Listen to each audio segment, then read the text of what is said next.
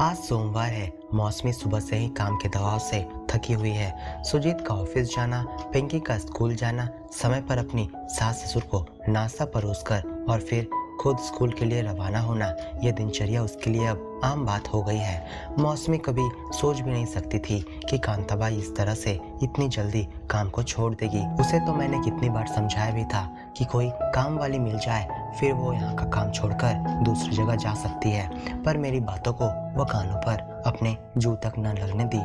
मेरी बातों को अनसुना करना उसके लिए ठीक ही था, क्योंकि अगर उसे कहीं और मोटी तनख्वाह की काम मिल गई है तो वो मेरे यहाँ पर कम तनख्वाह में काम क्यों करेगी। पर जब उसे कहीं पर काम नहीं मिल रहा था तो मैंने ही उसे अपने घर में काम पर रखा था। अब देखो उसकी तो काया ही पलट गई है। मौसमी काम करते करते अपने मन ही मन बड़बड़ा रही थी। बीच बीच में आज सासू माँ की जली कटी उसे सुनने को मिल रही थी। घर के सारे काम वाली के भरोसे छोड़ना क्या ठीक है? इतने दिनों से जब काम वाली थी तब तुम आराम से अपनी जिंदगी जी रही थी, पर अब जब तुम्हें काम करना पड़ रहा है तो अब तुम्हें कठिनाई महसूस हो रही है। हमारे जमाने में तो न ही काम वाली थी और न ही हमने कभी रखने का सोचा। सभी काम तो अकेले हाथों से किया करती थी। आज इतनी व्यस्तता में मौसमी का मन ही नहीं हुआ कि अपनी सासू माँ को कोई जवाब दे। झाड़ू लगाते लगाते अपने पति सुजीत से बस बोली, सच में तुम्हारी माँ भी ना, उन्हें तो बस कोई मौका चाहिए मुझे जली कटी सुनाने का। सारा दिन तो वो पूजा पाठ में ही लगी रहती है, कभी यह नहीं सोचती कि आज थोड़ा अपनी बहू की भी मदद कर देती हूँ। क्या मैं उनसे थोड़ी मदद की भी उम्मीद न रखूं? सुजीत ये सास बहू के रोजाना ही किचकिच का कोई जवाब न देते हुए यहाँ से निकल जाना ही बेहतर समझा और इसलिए वो चुपचाप नहाने के लिए चला गया। घर का मेन गेट सुबह खुला ही रहता है। अचानक एक महिला अंदर आई और आंगन में खड़ी हो गई।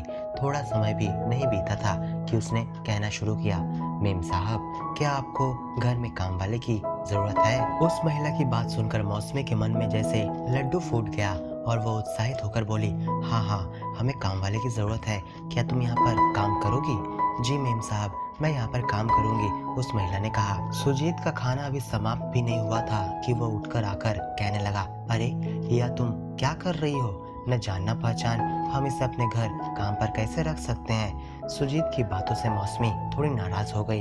इसी दौरान उस महिला की आंखों से अचानक आंसू बहने लगे। मेरा कोई नहीं है बाबूजी, मेरा बेटा तो काम करता है पर वो अपनी माँ को सहारा नहीं देता। मैं भीख मांगने या चोरी करने जैसा काम भी कुछ नहीं कर सकती। मुझे काम की बहुत ज़रूरत है और मैं इसलिए काम की तलाश में दर दर भटक रही हूँ। अगर मुझे यहाँ पर काम मिल जाता है तो मैं कम से कम 2 सूखी रोटी खाकर जीवित रह सकूंगी। पता नहीं उस महिला की बातों में ऐसा क्या जादू था कि सुजीत का मन पिघल गया। महिला पर उसे बहुत दया आ गई। सुजीत ने उससे पूछा, कहाँ पर रहती हैं आप? यहीं पास के ही गांव में रहती हूँ बाबूजी। उस महिला ने यह कहकर अपना एड्रेस भी सुजीत को बता दिया। अच्छा तो ठीक है, आज से ही आप काम पर लग जाओ। और वैसे आपका नाम क्या है? मेनका दास, और प्यार से लोग मुझे मालती दीदी बुलाते हैं। मालती यह कहकर घर के अंदर चली गई। मालती दीदी को कुछ कहने से पहले ही वह सारे कामों को निपुणता के साथ करने लगी। पिंकी जो अभी स्कूल जाने वाली थी उसे भी मालती दीदी ने बहुत ही अच्छे तरीके से रेडी कर दिया। मौसमी यह देखकर मन ही मन सोचने लगी, चलो अच्छा हुआ कि काम वाली इतनी जल्दी मिल गई। इस शहर में काम वाली मिलना कितना मुश्किल है यह मुझे बहुत अच्छे से पता है, पर मालती दीदी इतनी आसानी से मिल जाएगी मुझे तो अब भी विश्वास नहीं हो रहा है। निश्चिंत होकर मौसमी स्कूल के लिए निकल पड़ी। शाम को घर लौटकर अपनी सासू माँ से मेनका के बारे में भर भर कर प्रशंसा सुनते हुए वो जब चाय बना रही थी तब उसे ऐसा लगा कि इसके पहले उसके परिवार में इतनी खुशी कभी नहीं आई थी। सब कुछ मेनका की वजह से ही हो पाया है। आज सासू माँ का मन भी बहुत खुश था। सब कुछ मेनका की बदौलत ही तो संभव हो पाया है, सोचकर मन ही मन मौसमी हंस पड़ी।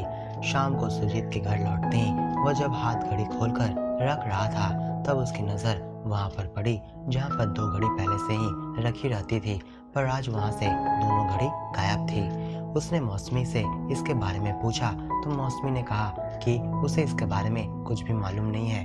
अचानक ही दूसरे कमरे से मौसमी की सास चिल्लाई, मुझे अपने राधा माधव का मुकुट और बांसुरी नहीं मिल रही है। 2 दिन पहले उसने चांदी का नया मुकुट और बांसुरी बनवा कर लाई थी। मौसमी बिना देरी किए दौड़कर ड्रेसिंग टेबल की दराज खोली और देखा कि उसका एक सोने का झुमका गायब है। कल वह झुमके को पहनने के बाद अलमारी में रखना भूल गई थी। सुजीत को बहुत पछतावा हो रहा है। उसे उस महिला के बारे में पहले जांच पड़ताल कर लेना चाहिए था, उसके बाद उसे काम पर रखने का फैसला लेता।